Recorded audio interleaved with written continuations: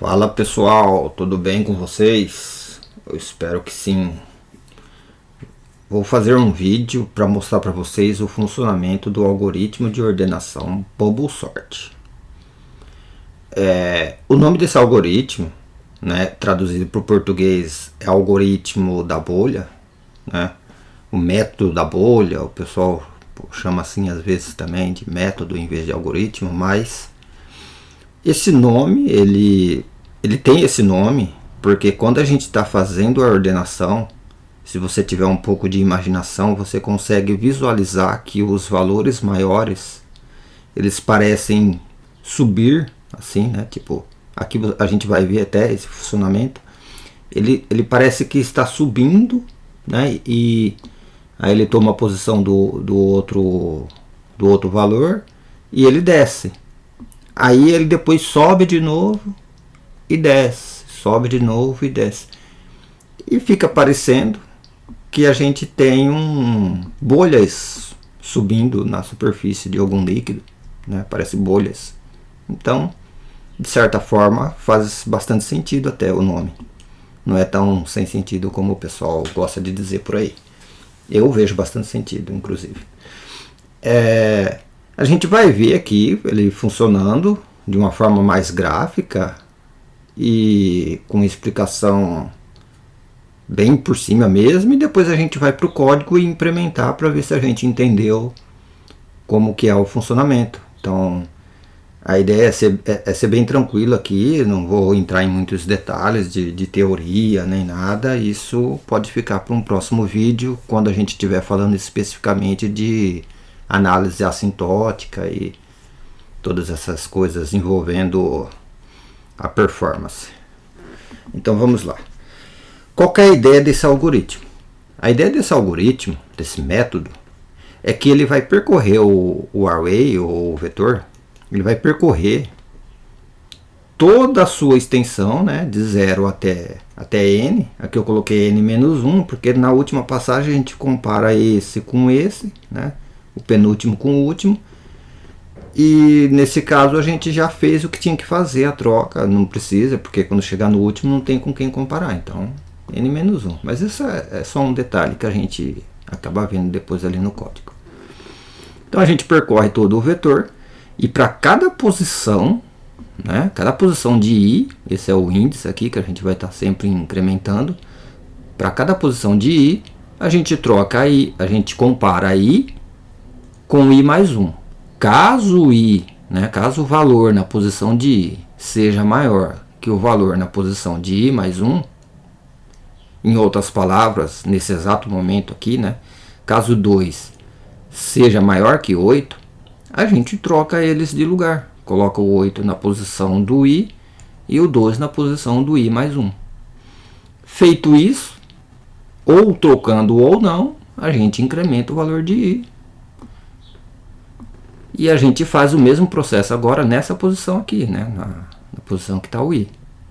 E faz essa comparação e vai incrementando. Então vamos fazer isso juntos aqui, né? Começa aqui o nosso for, while, depende do que você achar melhor aí.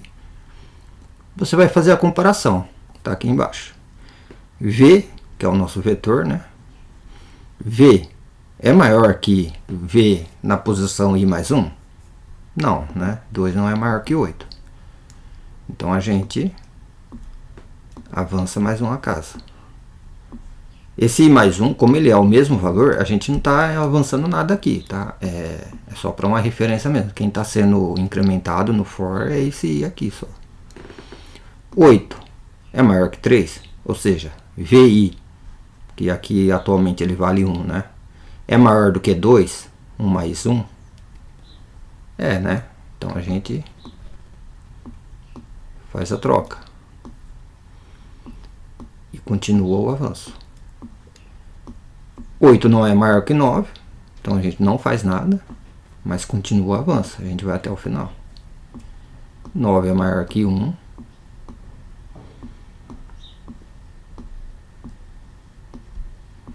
E 9 também é maior que 4. Aqui i mais 1 foi para o final do vetor. E o i ele acaba não incrementando, né? Porque ele vai até -1. Então ele acaba parando aqui mesmo. Não precisaria nem ter avançado. Depois que a gente passa, né, vai até o final, a gente volta lá no início de novo e faz o mesmo processo.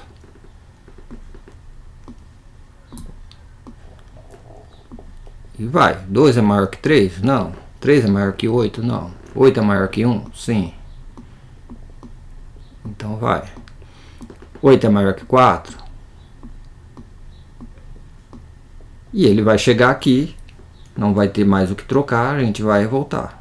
Eu não estou incrementando aqui, né, avançando os valores, porque eu acho que você já pegou a ideia. 2 é maior que 3? Não. 3 é maior que 1? Sim. Avanço 3. 3 é maior que 4? Não. E a gente vai lá de novo. 2 é maior que 1? Sim. 2 é maior que 3? Não. 3 é maior que 4? Não. Volta lá de novo. Apesar de a gente saber que já está ordenado, o algoritmo ele não sabe, né? O computador ele não sabe. Então a gente tem que fazer sempre até o final. 1 é maior que 2? Não. 2 é maior que 3? Não. Aí ele volta, faz 1 é maior que 2? Não. E depois ele conclui que não precisou fazer nenhuma troca e o vetor está completamente ordenado. Então vamos para o código, ver isso funcionando. Vamos lá. Bubble sort, deixa eu pegar aqui o arquivo. Esse aqui. Coloquei, eu já deixei um código aqui mais ou menos pronto. Coloquei alguns valores, né? 5, 6, 2, 1, 8. Coloquei um código aqui no final para imprimir o vetor. Se você não conhece Java, não se preocupe, é só um print para imprimir um vetor. Poderia ser um console log do JavaScript, poderia ser um printf do C, um cout do C++. Isso é o de menos. Então vamos lá. Primeiramente a gente precisa de um for.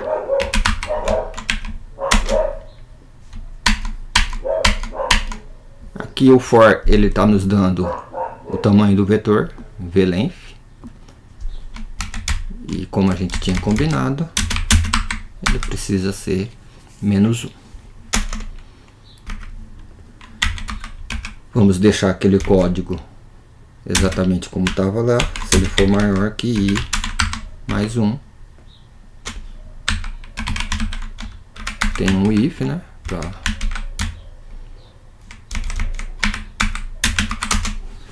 Se vi for maior que vi mais 1, a gente vai fazer uma troca aqui.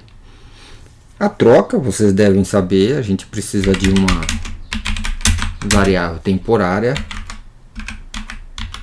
para guardar o valor de VI, porque nesse momento a gente vai sobrescrever o valor de VI, né? Então aqui VI está recebendo o valor de VI mais 1. Uma vez que a gente sobrescreveu o valor de VI, a gente tem que ter alguma forma de pegar aquele valor que estava lá e pôr ele aqui no VI mais 1 para fazer a troca. E é onde a variável temp entra. Ela guardou ali o valor e a gente fez a troca. O que acontece se a gente deixar dessa forma aqui, né? Vamos rodar. A gente, se você pegar aqui, ó, 5, 6, 2, 1, 8. Ele fez a primeira pergunta aqui, né? Quando o i valia 0, ele fez a pergunta: 5 é maior que 6? Não, então ele não fez nada. Aí ele avançou o i mais uma casinha e perguntou: 6 é maior que 2? Sim, 6 era maior que 2. Então ele trocou. Se você olhar aqui, quando a gente imprimiu aqui, ó, o 6 ele não está mais ali na segunda posição, né? Ele continuou, fez a pergunta depois para o 6 se ele era maior do que... Ele trocou com 2, né? E depois ele perguntou para o mesmo 6 se ele era maior que 1. Ele era, então ele fez a troca. Depois ele perguntou se o 6 era maior que o 8. Não era, então ele não fez nada. e simplesmente saiu do for, não, sabe? Não continuou e não continuou fazendo as comparações, saiu e deixou do jeito que estava. A gente não consegue ordenar o vetor só com uma passagem. Então a gente teria que fazer mais uma passagem. Ó. Vamos ver o que acontece se a gente imprimir. Ó, 2, 1, 5, 6, 8. Nesse caso, a gente está vendo que o 2 estava aqui, ó, 2 e 1, e o 5 estava aqui na primeira casa. A gente conseguiu levar o 5 para a terceira casa. Então daqui até aqui tá ordenado. Se a gente fazer mais uma passagem, eu acho que você já está pegando o padrão aí já, né? A gente fazer mais uma passagem, ele ordenou o vetor já. A gente já vê que está ordenado. Só que simplesmente aconteceu de o 2 e o 1 já estarem ordenados, já apareceram ordenados ali na primeira passagem, na hora que foi fazendo as trocas. Mas para um vetor de 1, 2, 3, 4, de 5 posições, a gente precisa passar por ele no mínimo 4 vezes. Em outras palavras, para um vetor de n posições, a gente precisa fazer essa brincadeirinha aqui pelo menos n-1. Né? Essa é a sacada aqui do Bobosort. Como que a gente consegue fazer esses 3 for de uma forma mais eficiente, menos verbosa, né? Até porque se tivesse 200 elementos, teria que ter 199 fors dessa forma. Não é nada legal, né? Ter que fazer isso.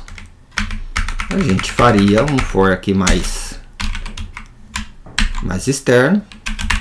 Colocar qualquer nome aqui, tá? Eu mantenho o i ali no for mais interno, porque geralmente a gente está bem acostumado a usar o i, então mantém o i ali no for mais interno e deixa uma letra diferente, bem diferente no for mais externo. Mas quando vocês verem os códigos, geralmente o pessoal coloca for i no mais externo e no interno ele coloca o j. Eu estou fazendo dessa forma porque a gente não vai usar um algoritmo usando o for. Eu vou te mostrar um truque, uma prática assim que a gente pode usar para deixar apenas um laço em vez de 2. Ainda vai ter que passar várias vezes, mas a gente vai ver isso daqui a pouco. Então, for k tribu 0, quanto k for menor que v, length k++. Só de fazer isso, a gente vai ter aí um vetor ordenado. Bem tranquilo, né? Não precisa nem abrir as chaves, você se preocupa só com o for interno, depois vai lá em cima e joga outro for para passar por todos os vetores. E o que está acontecendo aqui? Para cada posição do vetor, ele percorre o vetor inteiro, né? Aí volta para a segunda posição lá em cima, aqui passa ele inteiro de novo. E faz isso, e a gente garante, vai ter certeza absoluta que a gente conseguiu ordenar. Outra forma da gente fazer isto é colocando um while. A gente vai criar uma variável booleana e a gente vai colocar ela dizendo que não está ordenado. Então, nada mais natural que enquanto não tiver ordenado, a gente faz alguma coisa, né? Só para quando tiver ordenado. Aí aqui dentro a gente diz que está ordenado. A gente diz que está ordenado. Eu acho que eu acabei de apagar meu for. Tá. Eu digito ele de novo. Vamos lá. A gente acabou de entrar dentro do while, a gente diz está ordenado. Já está ordenado.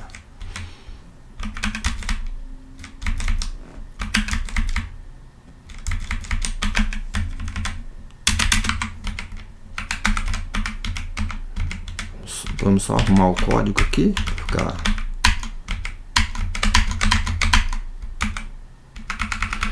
tranquilo. A gente, enquanto não tiver ordenado, entrou aqui dentro, a gente diz, opa, tá ordenado, e faz aquele for. Só que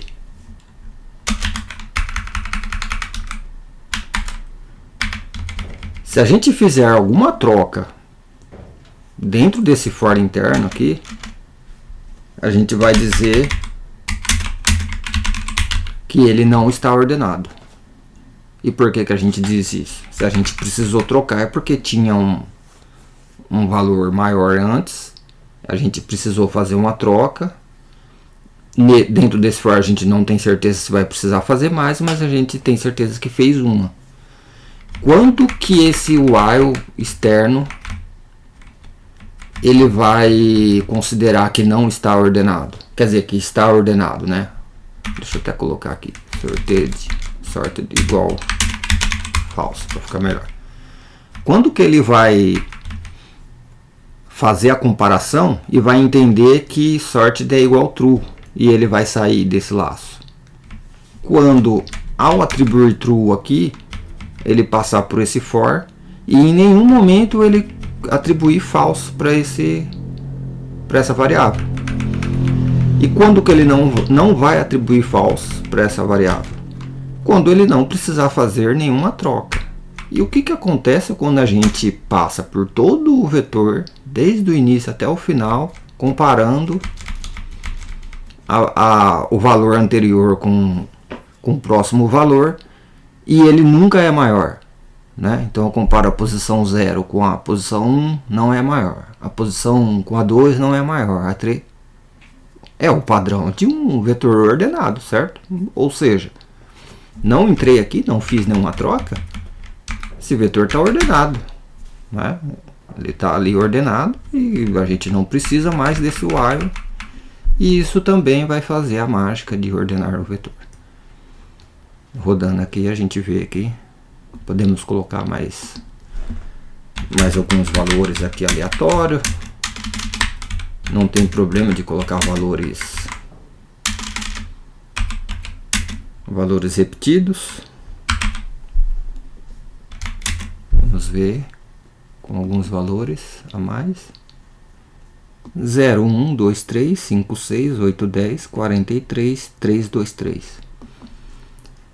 É isso, pessoal. É só vocês treinarem bastante. Eu sei que não é fácil para quando a gente está começando. É um pouco difícil mesmo. É capital o que está acontecendo aqui. Mas tentando fazer sozinho, isso é muito importante. E quando eu digo sozinho, eu não quero dizer você usar a tua memória, né? Fala assim, peraí, eu lembro que naquele vídeo que eu tinha visto, ou naquele livro, era for i igual a 0. Não, você não usar a memória. A ideia é você tentar fazer do teu próprio jeito. Muda os nomes, tenta tirar da tua memória o que você viu no código. Por quê? Porque é importante que você use a tua compreensão, né? Você usa a compreensão. Fala, não, aqui eu preciso de um for que vai de 0 até o final do vetor. Então é isso que você tem que entender. Aí depois, se você faz um for, se você faz um while, se você faz um for, por exemplo, com outros valores ali, né, outros nomes, quero dizer, outros nomes, você vai conseguir. Então é muito importante tentar fazer sozinho. É isso aí, pessoal. Até mais.